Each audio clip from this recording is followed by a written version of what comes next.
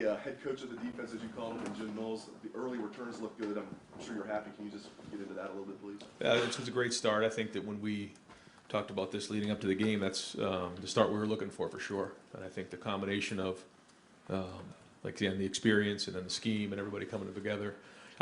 Watching the film, they played really hard. They played fast. They played decisive, similar to the way that we were talking about them leading up to the game. So, good first start, but that just means we can do it. Now we've got to bring it every week. He's got an interesting philosophy in the back seven where he doesn't, he believes the starters are the starters for a reason for the most part. Doesn't like to rotate a lot. Like Tommy played every play, I think. I think your starting corners played almost every play. Was that did you like that when you were meeting with him? Do you like that philosophy? Was that one of the reasons you wanted to bring him in? Well, I think this game was unique in that we only played 49 plays on defense. So certainly you want to establish roles, but I think you're going to see more depth play moving forward. Go third row left, Dan Hope, 11 Warriors. Ryan, you said yesterday on BTN about how Jackson, impacts everybody on the offense. How does he do that, and how do you guys have to account for that if he's not out there? Well, he's just such an impact player. He can, as you saw last year, he can turn a 5-yard completion into, whatever. He's just so explosive, and because of that, when you have a playmaker like that on the perimeter, it just has such an impact on the entire game schematically across the board. So, that's just the impact he makes because he's such a great player. I know you're hoping to get him back this week, but do you have to balance in your mind of, okay, maybe we should rest him a couple weeks and make sure he's fully healthy before he comes back? Yeah, we I leave it up to the doctors and the medical professionals, but yeah, we will not bring him back if there's any risk of him getting hurt further for the future.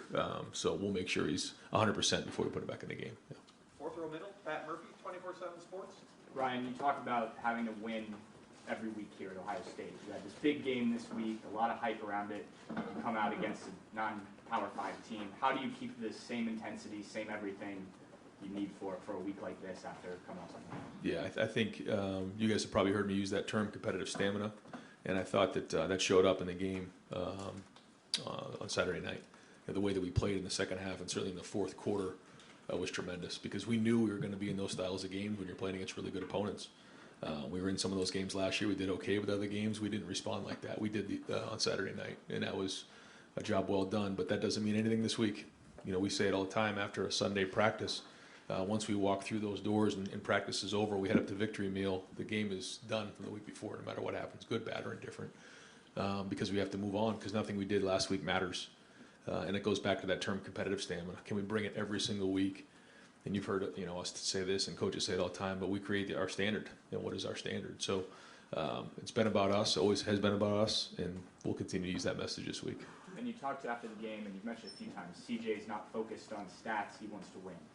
Is that something you've seen from quarterbacks as they get into their second, third year playing, starting, whatever it is, or is that a little bit unique for him? Everybody's a little different, but I think what makes CJ unique is a lot of things, but he's a special young man. There's a lot to CJ. He's very deep. He's certainly an excellent player, but I think the impact that he's making on this program has been significant, not just on the field, and you could feel that on Saturday night. Fourth row right, Tony Gertman, Buckeye Huddle. Ryan, Jim addressed the Lathan Ransom playing time after the game, saying they wanted to ride the hot hand. And this isn't necessarily about Josh, but is it fair to say there's a lower tolerance for mistakes defensively now, or is this a product of depth, or is it a combination? No, I think it's a combination of all of the above. Yeah, and then when you get in that first game and you don't have a lot of at-bats, you have 49 plays, I think more of those things come to the forefront, come to the surface. But no, we're going to need Josh. Josh is going to have to play for us, and he'll play a significant amount this year for sure. And even if there's no message sent, is it fair to say the team received a message from something like that? I don't know. You'll have to ask them, but I'm very pleased with the way that the guys played on defense, and we'll have to continue to build on that. But the good news is we have really good depth, across the board, and certainly on defense and in the secondary. So, those guys are going to play, and when they get their opportunity to play, they got to make it count. And that's what being at competitive excellence is. We have these terms that are part of our culture, and one of them is at competitive excellence. When your number's called, do you make the play, yes or no? And so, that's what we're looking for. Right next door, Rob Aller, Columbus Dispatch. Ryan, when you get a guy nicked up like Jackson, I know you defer to the medical people, but how hard is it as a coach when a kid really wants to get back in there, whether it's during the next week's practice or during the game? how do you deal with that sort of emotionally? Yeah, that's hard. I mean, especially in big games like that, when someone's worked so hard for that moment in such a big game, and Jackson certainly enjoys being in big games. He thrives in it. But we first, like you said, go to the medical professionals and say, can he play or not? If the answer is no, the answer is no. If the answer is yes, the answer is yes. If it's somewhere in between, like, we got to kind of see how he does here, then it depends on kind of the maturity of the player. And with Jackson, we trust Jackson, so we wanted his feedback, and we tried to see if he'd get in there and play, and then just said, I'm just not going to be at my best here. I don't want to put the team at risk. And so when you have a more experienced guy who's played, you can kind of trust him a little bit to give you some feedback if it's one of those things we're trying to figure out. But at the end of the day, it comes down to the doctors and the trainers. You've done this a long time. What impact does a serious injury to a key guy or any guy have on the team? I know it's next man up, but like to the vibe of the team, what does that do? Like you said, you have to kind of move on, and there's just different things that happen to you. And we talk a lot about the events that are going to happen, the adversity that's coming our way. And the only thing that we can control is our response. There's nothing we can do about what happened. Whether it's a moment in the game, the score of the game at halftime, or something that happens to your teammate like that. And so we try to focus on the response so that we get the best outcome that we want. With that being said, it's not always easy, especially when you have a leader and someone who makes such an impact. So, some hurt more than others. Some situations are harder than others. But I thought our team did respond, and they some guys stepped up. Certainly saw what X did and some of the other guys, and that was good. So. You just, when you go into those first games, you just never know what's going to happen. I mean, if you told me in the national championship game, the first game, Trey Sermon's going to break his collarbone, or the first, whatever few plays of the game, Jackson's going to be out of this one, I'd be like, oh my God. But those are the things that happen. You have to have plans in place for when those things occur. Second row right, Nathan Barrett, Cleveland.com. As you reevaluated, what did you see from some of those other receivers, and what's going to have to be better from them going forward? Yeah, no, I thought there were some good plays, some ones we just missed on, and I think there was a couple protection things, not many, but early on there was a couple things, and then just could have been cleaner early. And then I thought we were 9 of 10 there at the end and made some nice plays and kind of got more to a rhythm in the second half. So yeah, there's some things we certainly just technically that we got to clean up, and a lot of those guys, that was their first time playing other than the Rose Bowl in that type of environment. So a lot of good things out there, but a lot to build on. We still got a lot of improvement to make. Certainly know where we need to be. Speaking of guys playing for the first time, I know Donovan Jackson had played before, but obviously a big start against what was going to be a pretty good defensive front. Your evaluation of what he showed physically in that first game? Yeah, same thing. Had some really good plays. Had some plays he wants back, but for the first game against a very veteran defense and veteran front, solid job. Solid job. I think he graded out a champion, and especially the way that we played in the fourth quarter, he was a big part of that. Third row left, Bill Landis, Rivals. Right. With CJ and the younger receivers, it seemed like a couple times maybe he was expecting them to be maybe a little shallower than they were, or the one that was behind Jackson, or Emeka, maybe he thought Emeka might sit there instead of keep going with his route. Just how long does it take, I guess, for a quarterback and newish receivers to kind of get on the same page when you're trying to determine like landing marks and stuff like that? Yeah, I mean, I think CJ and Jackson certainly have a great chemistry there, and CJ and all the receivers have been working hard, to get on the same page, and they are. They've done a nice job. They've built great chemistry, and now you just have to put it on the field. So there were some plays that weren't executed well enough, and we got to get that fixed. But we've seen it in practice done the right way, and so we know that they can do it. It's just a matter of going and do it on the field. Looked like Luke had a boot on his foot walking out of the stadium. Is there anything serious with him, or are you just managing something? What's up with him? Yeah, when you come out of those physical games like that, there's always bumps and bruises and things that we want to keep an eye on, but nothing long term there. If you had, I guess the contingency plan up front, if you had to put a new center in, is it Matt, is it Jacob, and then if it's Matt, who's the guard? Right. Yeah, so when Matt went down, Enoch came in and actually gave us some good plays there. We had a counter play where he came around, did a nice job, and I think we picked up about 8 or 9 yards on that play. And so, yeah, it'd be one of the two. We'd either move Matt to center and then move Enoch over to guard, or you bring Jacob in. So those are our two options there. Over to the right, Dom Taberry, WENS 10 TV. Thank you. Coach, after the game, you said you thought that the way that you guys won that game and had to, get it done in the fourth quarter, that would pay dividends down the road. Learning to win that way, how important was that, and was that what you were talking about? Yeah, I mean, Coach Freeman talked about it after the game that their game plan was to, shorten the game and run the ball and control the clock and limit the possessions on our offensive side of the ball. And so when teams want to do that against us, we have to be able to win in those games and respond. And that's something that's a little bit of a common theme for us. And so being able to run the football, stop the run, control the game in the second half, and play good defense is what we have to be able to do. And we did that. And in a physical game when you're not going to get as many plays. So I think looking back, we could have been more efficient, certainly in the first half on offense, because every play matters in those styles of games. But I thought the attitude was excellent. I thought the toughness was excellent. I thought the way that we played, we took care of the football. We tackled well. Those are the things you need to do in opening games. And certainly with the help of the crowd, we were able to kind of, push through in the fourth quarter. And I think it was a seven-minute drive there in the fourth quarter where typically in the past we'd be going a little faster and, maybe trying to score a little faster. But, we were controlling the game, and we felt like if we scored there, we could make it a two-score game. And if we got one more stop, the game was probably over. And, again, that's not typically how maybe we've done things in the past here, but when you're playing good defensively and you're running the football, a win's a win. Do you subscribe to the theory you make the most improvement from game 1 to game 2? And if so, where do you want to see the biggest improvement this week? I think that's a little bit of coach speak, but I think that the reason why people talk about that is because when you are in the preseason, you make a lot of assumptions based on going against your defense or what guys are going to do. But then once you get on the field, you realize what's real. And then you have to be able to make those adjustments and figure out what that is. Kind of wake some guys up.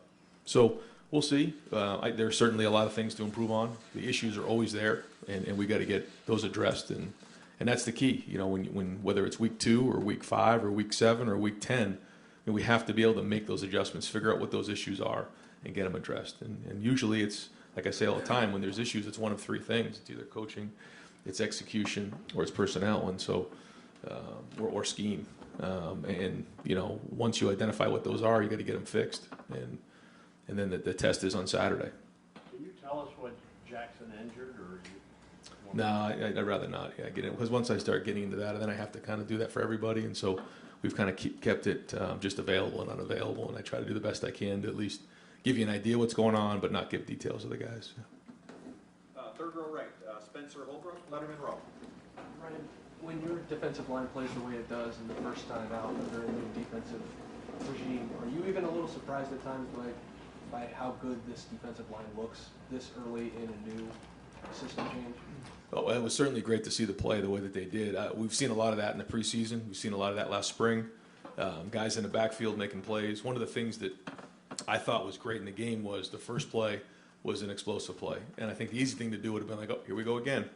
And we've talked a lot, long and hard. I know the defensive side has, and I've talked to the defense that, with our style of defense, at any point we can get a negative play, get them off schedule, and either force a field goal or force a punt because of the different styles and the scheme that we run. And that's exactly what happened. I think they picked up 3 on first down, and then 2nd and 7, Mike gets in the backfield, creates a negative play, 3rd and long, force a field goal. We're off the field. We got a lot of energy. We moved on. Nobody had their heads down. There was no panic. They believed in it. And I think that's Jim's mentality is, give me a yard and we'll defend it. So that was great. But yeah, to see the defensive line win the line of scrimmage was excellent in game 1. I don't want to get too in the weeds, but I think Notre Dame was 8 on 3rd and more than 7. It seemed like last year there were too many times where 3rd and 1 guys couldn't get off the field. Is that one of those marks where you say, okay, we've made real defensive progress through the offseason, being able to get off the field when we need to? We did in the first game, but that means nothing moving forward. Yeah, we certainly have not arrived, and we only played 49 plays, and that was great, but we got a lot of football to play. But for game 1, it was well executed, but now we got to do it again this week. 4th row left, Jacob Bench, the Lantern. Yeah, hey Ryan, just building off that, you talked about Jim Knowles' mentality, just the turnover battle Saturday, no turnovers for either side, just how significant was that to you, and how important is that turnover battle between your team? Well, when you're playing against a team that wants to run the football, it's, usually they're going to take care of the football a little bit more, there's less risk there. They want to control the game. And there was a lot of field position play back and forth. You know, there were some opportunities in there where maybe in the past I would have gone for it. You know, early on, I think it was a 4th and 3 around the 40-yard line. I think the year before we went for it against Oregon. Didn't do that. Decided to pooch punt, got it inside the 10. I think we had 4 punts inside the 15-yard line. So you're playing the field position game. When you're playing against a team that wants to run the ball, you have to be smart because all it takes is one turnover, and you know you could be up against it. So we tried to do the same thing, you know, run the football, take care of the football, and win that style of game, which is a different style of game than maybe we've been in the past. And we knew that we had to be able to do that if we want to get to where we need to be. Gotcha. And then offensively, talking about running the ball, just going into this week's game, next week's game against Toledo, just how do you plan on managing the running backs between Travion and Mayan there? I know they split carries for majority on Saturday. Yeah, we'll move forward the same way. I thought they really complemented each other well, but they both really ran hard in the fourth quarter after looking at the film. I mean, I felt it when we were on the field, but after watching the film, boy, it was pretty impressive to watch those guys run that way. And they took care of the football, and that was a huge challenge for them. That's their number one job in this offense, is to take care of the football. Third row right, welcoming a new member of the Ohio State Beat, Cameron Teague, the Athletic. Hey, Ryan, you mentioned Mike Hall. I had a really good day against Notre Dame. Just what do you want to see from him when you looked on the film? Kind of what do you want to see from him going forward to kind of build on that game? Well, I think anytime you come in an environment like that, you prove that you belong, and he certainly did. But now, what's the response to that? You know, is it okay? I'm here now. I start to feel good about myself, and I take a step back and gear down, or do I continue to build on that and now show that I can be consistent? Because if you want to be one of the better players in the league, which he certainly has the ability to do, you know, he's got to bring it every week, and that's what the expectation is. So it's one thing to flash in the game; it's another thing to be consistent throughout the entire fall. Front row right, Austin Ward, Rivals, 97.1, The Fan. Ryan, what was the degree of difficulty on that CJ throw to Mayan on the touchdown drive? That's as good as I've seen. Yeah, I mean, the difficulty on that one was really hard. He's going to his left. He got flushed. First off, he did a great job getting out of the pocket. He spun out of the pocket. Mayan came back. It was a throw against the sideline, going to his left, and probably the only place he could possibly fit it. And then Mayan had to catch it clean, otherwise, because there was so little margin for error there. Big time play in a big spot. I think it was 3rd and 3. And got flushed, and he made another play like that on the sideline to Emeka. I think in the 3rd quarter, 2 really good movement throws. I was thinking about that a couple times with the spinning out. We saw Justin maybe do that way more, and Dwayne had some of that. Is that, when you've talked about him using his legs, is that the stuff that's more important to you than him actually running, carrying downfield? I mean, every play has a different set of circumstances. Certainly the situation in the game, down and distance. But extending is a big part of it because it allows receivers more time to get open downfield. But I think if you watch the move, he's moving different. And I think that's a tribute to him and Coach Mick. But when you look at the numbers on the GPS of how fast he's moving, when you just watch his quickness and his overall strength, his body looks different. And that paid off on that drive for sure. Right next door, Joey Kaufman, Columbus Dispatch. Ryan, as far as Jackson and him being evaluated, is there an idea on when he might be how he might be able to practice this week or thing? Yeah, I mean, it'll be kind of as the week goes on, we'll get a better feel for it. I think again, I can't really give much details on that, but we'll keep evaluating this week and see how it goes towards the end of the week. And I asked about another guy from Rockwall on the other side of the ball. You guys are pretty selective with transfers, and I was wondering when you were looking at Tanner and talking with him back in January, what impressed you about him? What decided that he was a good fit? He came highly recommended from Jim and Jackson. They both knew him and made a few calls on him. And when we went to the 3 safety system, we knew that we needed to bring in more nickels and safeties. And watching him play last year, he's a veteran, experienced guy, but he fit our culture just by the way he immediately stepped in. He really embraced our culture. He has been really helpful to the guys. He's kind of like a coach on the field. And like you said, there's not a lot of guys that fit our culture that way. He and Chip both stepped in this year and did a nice job, just assimilating to the program, and because it's not easy to do here. How would you assess the impact he's had this offseason in the opener, having a guy with the level of experience he has in this defense, and what kind of impact they have made out of the gate? Yeah, I mean, Jim, who has a few guys in the sports staff, GAs, and guys that have been with him who know the system, helped early on, but certainly having Tanner there, who knew the system with the secondary guys, made it a lot better because he's out there working extra with the guys, teaching them. Again, he's like a coach on the field, so that certainly shortened the time of learning the scheme. Second row left, Stephen Means, Cleveland.com. Ryan, just from your experience both as a player and as a quarterback's coach, just how many weeks do you typically see it take for a quarterback to kind of get comfortable with new receivers? It varies. Yeah, it varies. I wish I could kind of give you a number, but it varies. Yeah, and I thought there was some really good ones. I thought the throw and catch on the first touchdown, the timing was just excellent between he and Emeka. I thought there was some other good ones too between he and Marvin. The timing on the throw and the touchdown pass to he and Xavier were excellent. So there was good signs out there, and there's been a lot of work done in the preseason too. So we'll kind of keep working at it this week and see where we are on Saturday. And then, how much more control have you given CJ at the line of scrimmage?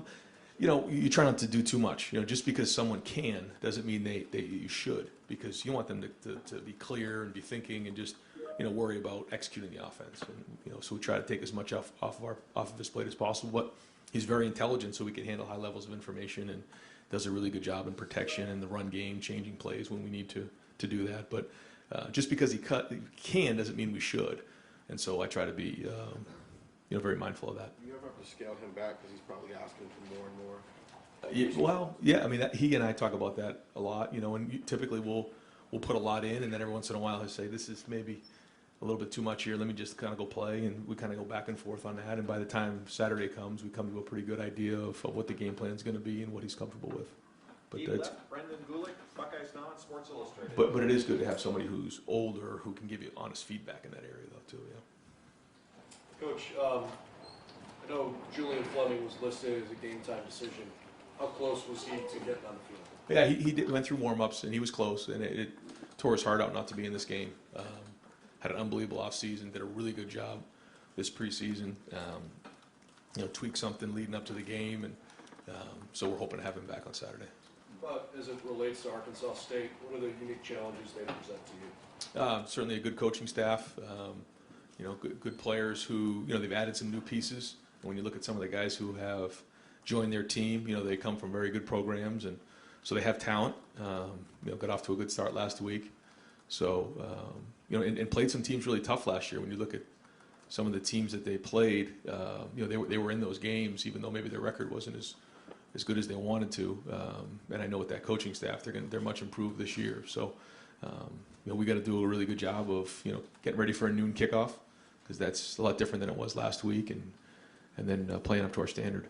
I realize that the goal is to win every game, right? But are there specific things you're trying to accomplish this week, as you try to get into a good rhythm before you get into hard conference play? Well, I felt like last week was like a conference game, so we've been working towards that the whole preseason. I mean, we were tackling, we were doing all those stuff. Everything was in. Like, it wasn't like we had time to kind of move along with that. But I think this week it's more about addressing the things that we didn't do as well and continuing to build, trying to fix those things, build in other areas, and then I think we'll probably play more plays this week too. So you'll have an opportunity to just evaluate everybody a little bit more. Third row middle, Andy Anders, Buckeye Sports Bulletin. Yes, a lot's been talked about of how this defense sort of changes the picture for a quarterback after the snap. But when you're talking about the front and how they're moving different pieces around, as an offensive play caller, what's difficult about that to scheme against, and sort of what they can do with the jack position and how the front changes? Well, identifying what's happening is probably the biggest challenge, is getting everybody on the same page. And when you're having a hard time communicating and identifying what's going on, it can create confusion, and I think that happens sometimes. And so I think at the end of the day, what happens with this style of defense and Jim's philosophy is they make you work every play, the quarterback and the offensive line. Over here far right, Clay Hall, WSYX. Given, Ryan, the hype of that game, the build-up, the months of this is going to be the greatest thing ever, and the stakes of the game, how big a hurdle was that you cleared? Huge, yeah, it was big. But so was every game around here. If you don't believe it, try losing it, But that being said, there was a lot of build-up, like you said. Leading up to the game, for sure. A game being at 7:30 and just seeing everybody there. Skull session, the walk, pregame. I mean, all of it. So yeah, there's a lot, and so we try to be mindful of that with the players, and we tried not to, get them up, too early in the day. It's kind of had to be steady with them and talk to them about the build up, and you have to be at your competitive excellence when the foot hits the ball, and that's mentally, physically, emotionally, spiritually, and you can't just. It's just not going to happen, especially when you go into the swell session. You're doing the walk, and you're, on the bus coming over here to the Woody for a walkthrough, and you see all the people.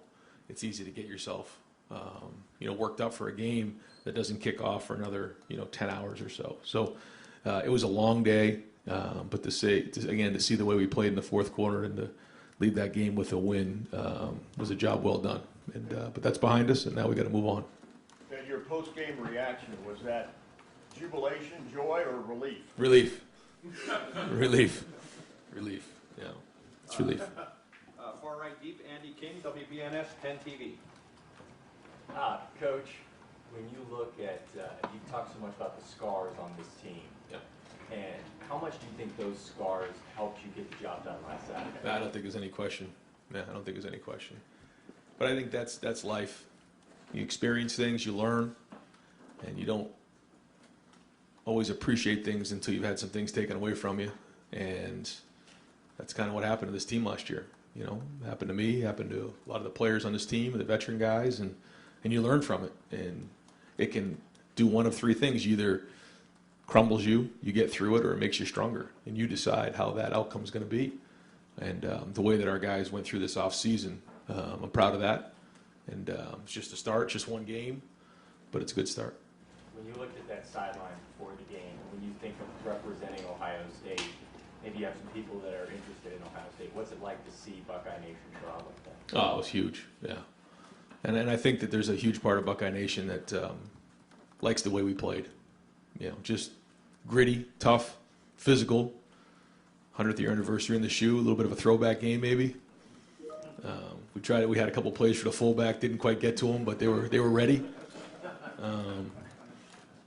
We did get pretty big down in the red zone once, so I know Coach Tressel was looking for the power play. We didn't get that one in there, but no, it was great. And the atmosphere there was certainly electric and a lot of fun. So again, we still got 7 more at home this year, but good start.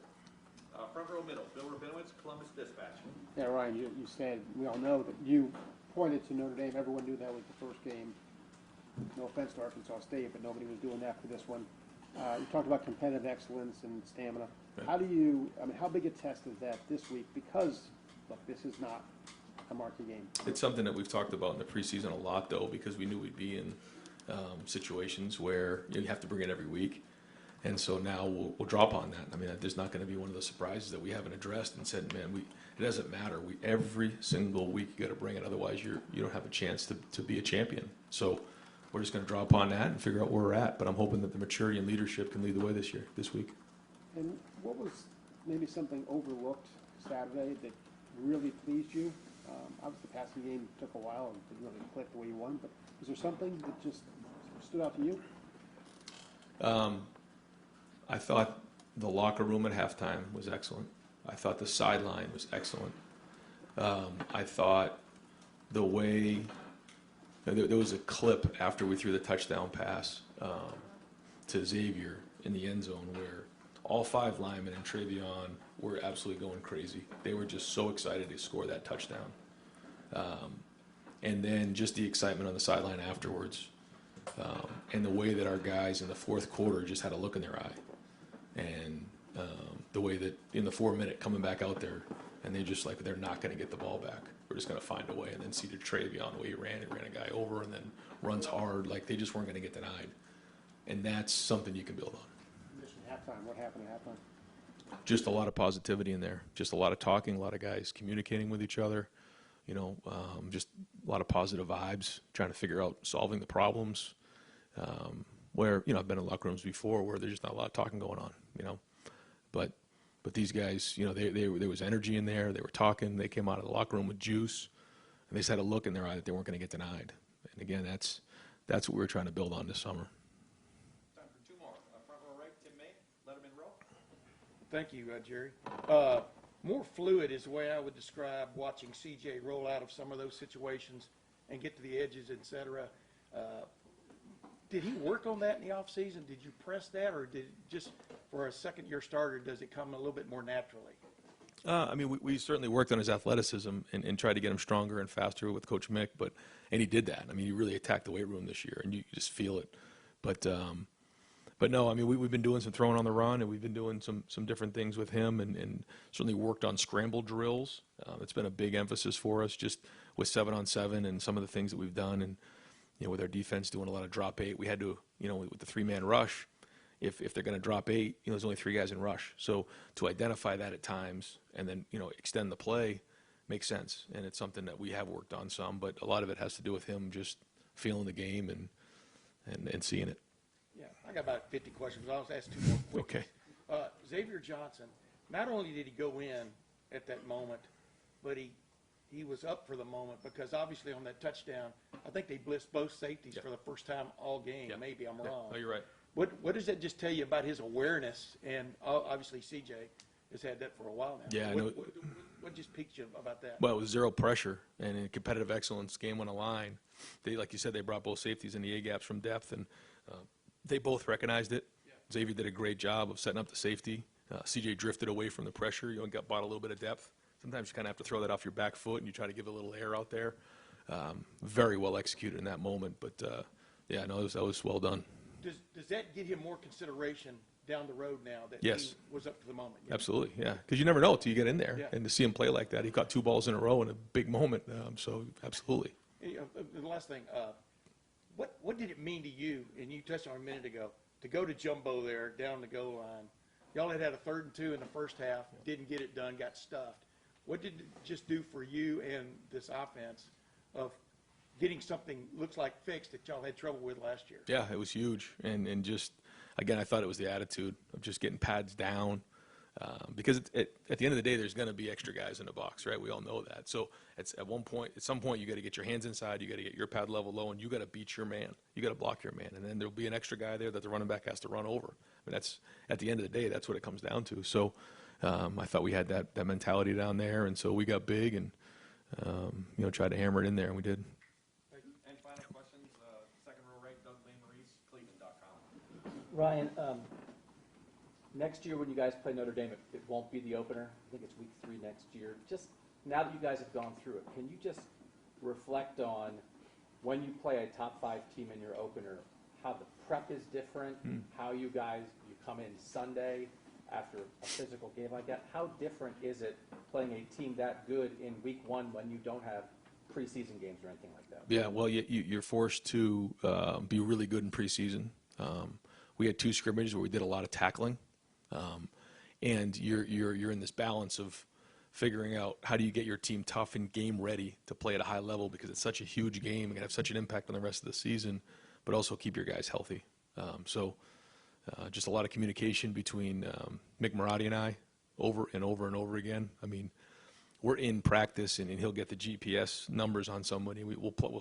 He's out, get him out. He's already run too much. Or we look hard and think, go over and over and over again, how much hitting we should do, how many plays in practice we should have. And so between he and I, and then obviously talk to the coaches about their opinion on things, but we just try to figure that part of it out so that they can be at competitive excellence on that night. And I'll give the players credit. They believed because it was a hard camp. It was not easy. We went hard. We were physical. But I think we had them ready. You got to play the schedule you're given. All things being equal, when you're playing a big-time non-conference matchup like that, prefer week 2 or 3 as opposed to the opener? Or when are you asking me? Now? Great idea. Friday afternoon? Terrible idea. And when you look at this schedule, I'm trying to go a little picture off the big picture. Listen, the 12-team playoff is coming. You guys, that world's coming. You look at Wisconsin and Penn State and Michigan State and Michigan and all the games that you guys have in front of you. Yep. Right now, as you just played a top 5 team, how hard can a team go, how many times a year could you play a top 25 team every week in college football? Like the NFL, you're playing a great team every week. It's a parity league. Or when guys are in class and they're 19 years old, do you have to play some games where you're not playing a top 25 opponent because of mental and emotional and physical wear and tear in place? Like how tough can it be every week? I think that's a great question. I don't think I have really the answer to that because we really haven't done that before. So I'd be kind of speculating. But it's something to think about for sure. I just haven't quite considered it, you know. But it's interesting, and I think that those are all the really good questions that are coming up as we head into this format. Yeah. You feel, right now, you guys just won that game, Yeah. one of the toughest of game. How much do you think this team feels it right now? Right? Like, how long is the physical, mental, Well, to get back at it? Yeah. Well, that's why we talk so much about competitive stamina, because no matter who you play, we have to play the same way. Period. And so when you have that mindset going into a season, that's different than, like you're saying, where it's like, okay, I got to get up for this game, but then over here I can take a deep breath. We cannot do that. You do that, that's how you get yourself set up. And I think that's why the theme this year has got to be competitive stamina. Bring it every single week, no matter who you're playing, whether it's the number 2 team in the country, number 1 team in the country, or somebody that's not ranked. You've got to be yourself. And so we've got to bring it 12 times in a regular season, regardless of who we're playing. And I think you have to really hammer that mindset before you head into the season. You can't just talk about it week 3. And we've been talking about it a lot. So we'll see where we're at. You hinted though, what is your opinion of the 12-team proposed playoff? I mean, I think it's college football exciting. I think it's really exciting, but I think there's a lot of work to be done to figure out a lot of things. But that's why we have the best athletic director in the country to figure those things out, not me.